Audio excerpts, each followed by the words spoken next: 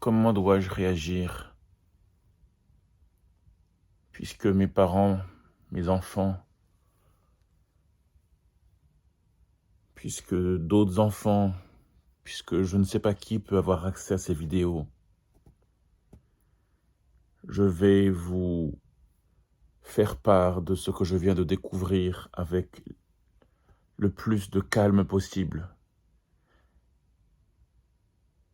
Je n'ai pas encore eu le temps d'évacuer la colère, la stupéfaction, et je ne connais pas les autres mots pour dire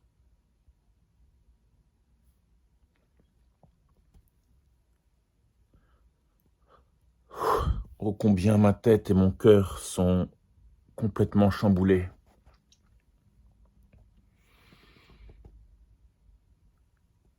Je n'ai pas besoin de le répéter, je n'ai pas envie de le répéter, j'ai pas envie de me...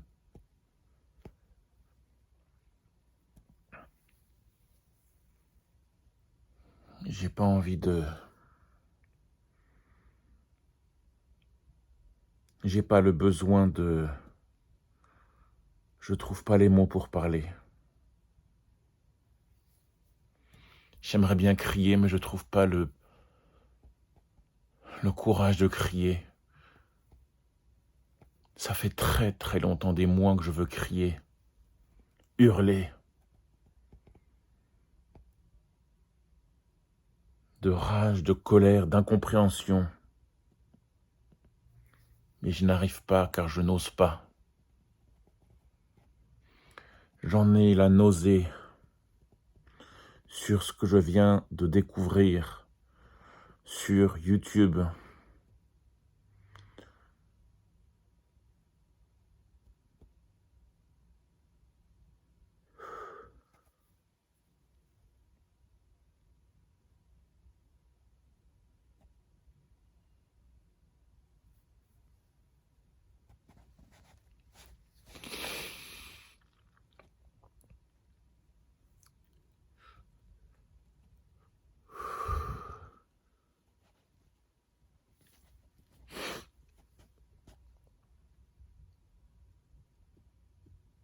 Je sais pas par quoi commencer. Pourtant, c'est très simple. La vidéo est en face de moi. Avec les visages des personnes qui ne méritent pas ce qu'elles méritent. Mais avant de commencer par cela, je tiens à faire part de mon incompréhension, de ma douleur, lorsque les missions étrangères de Paris m'ont dit il y a peu de temps «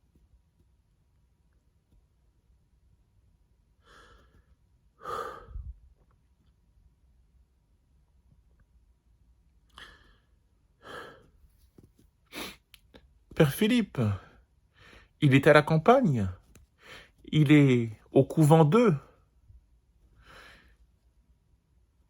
il est accompagné, soigné, assisté par un ou des prêtres, par des laïcs, logé, nourri, blanchi, et il a même un travail. » Et comme c'est encore un MEP, j'en déduis qu'il a encore un salaire et la sécurité sociale. Bref, Philippe Rittershaus vit dans son petit couvent de la campagne française, entouré d'autres prêtres malades.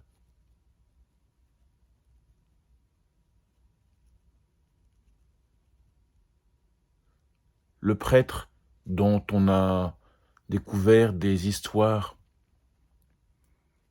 pas normales dans le diocèse de, je sais plus, de Évreux ou Dreux, je sais plus, il y a une semaine. c'est écrit qu'il va ou il a été envoyé dans un endroit spécialisé. Parce qu'il existe des endroits spécialisés dédiés pour les prêtres.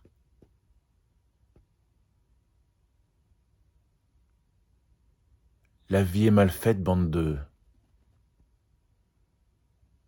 malotrus. Y a-t-il des centres, des maisons dédiées aux personnes qui sont dans la souffrance, en attente du jugement perpétré par les criminels prêtres sexuels? Y a-t-il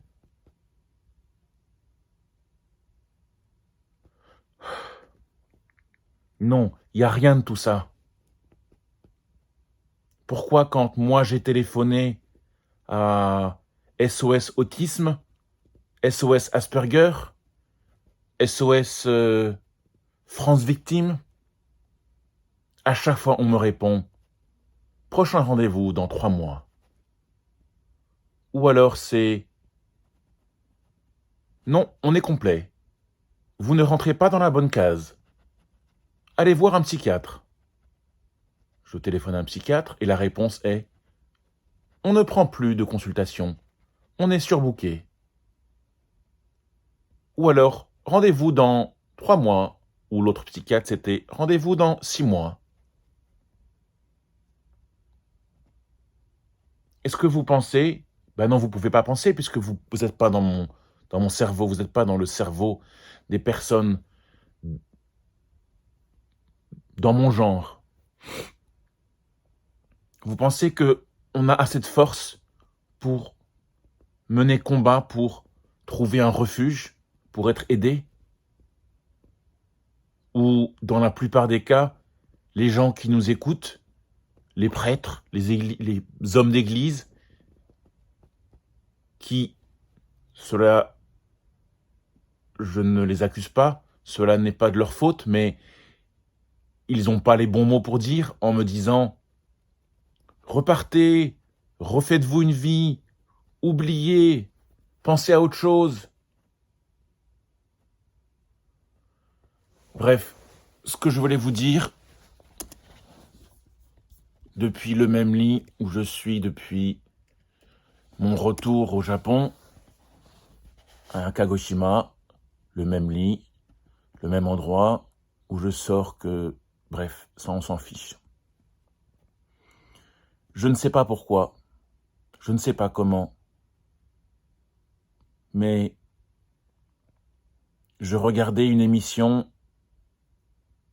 sur YouTube de la chaîne de Arte, que j'apprécie, sur ce qui s'est passé avec les sœurs, avec des sœurs.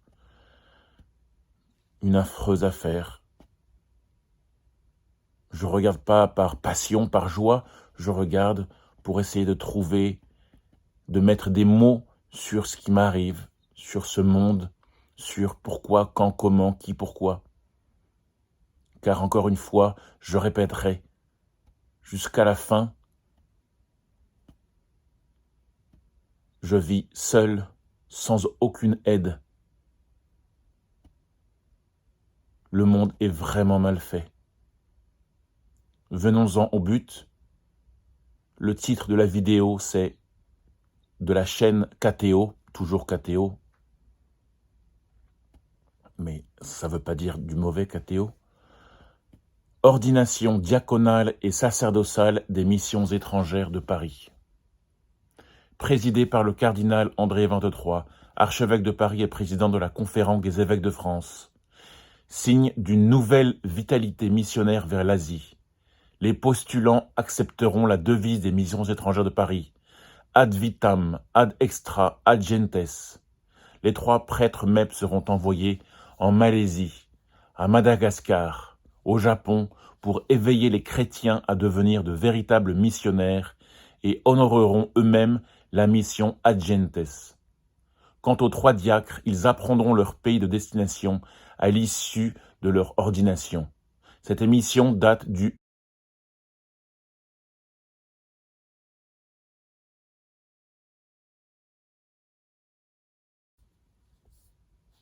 où cela confirme ce que m'a dit cet affreux Jojo, pour reprendre l'expression de mon papa, dans d'autres circonstances plus rigolotes, mais je n'ai que ça en tête pour ne pas dire des gros mots.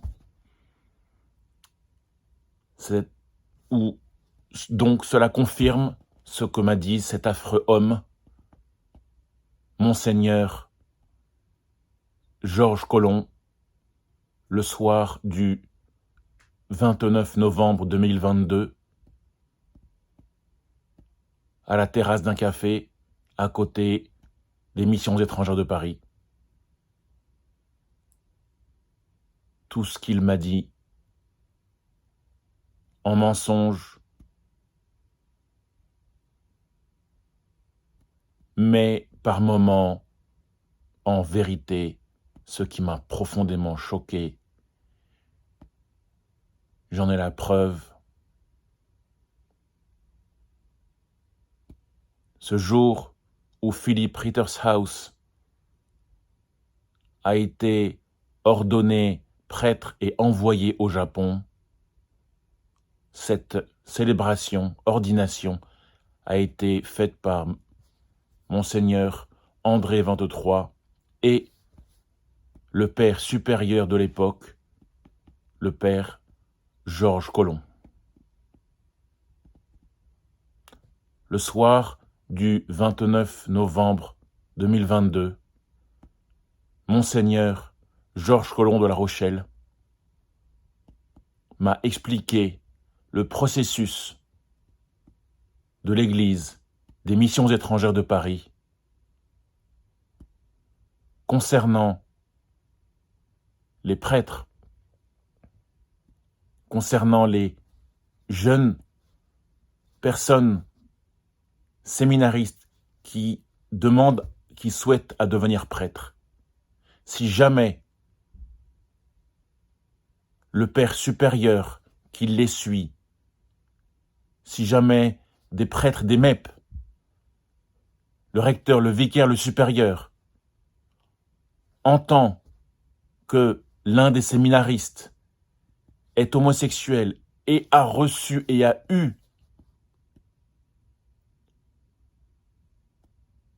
contre son gré ou avec son gré, avec accord, des relations homosexuelles ou non homosexuelles, ce prêtre, ces prêtres ne peuvent pas devenir prêtres. Le père spirituel aurait dû en référer aux responsables des Missions étrangères de Paris. Voilà ce que m'a dit 2 heures durant Monseigneur Georges Collomb,